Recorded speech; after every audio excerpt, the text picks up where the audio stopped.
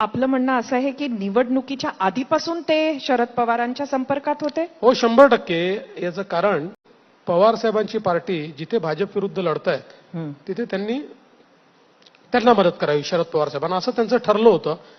आणि म्हणून आता पुण्यात जे आमच्या 2 जागा आम्ही त्या ठिकाणी हारलो 4,000 आणि 3,000 मतांनी 5,000 मतांनी अख्खी शिवसेना त्यावेळीची पूर्णपणे राष्ट्रवादीच्या मागे उभी होती.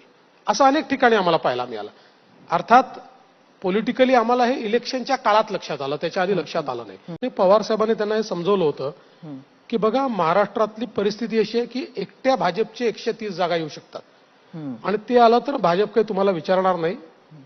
त्यामुळे आपण एकमेकाला मदत केली तर भाजपच्या जागा थोड्या कमी होतील आणि दुसरीकडे आमच्या जागा काही वाढल्या तर एक पॉवरफुल अपोजिशन म्हणून आम्ही देखील भाजपवर थोडा अंकुश ठेवू शकू. त्यामुळे या गोष्टी त्यांच्या आधीच ठरल्या होत्या.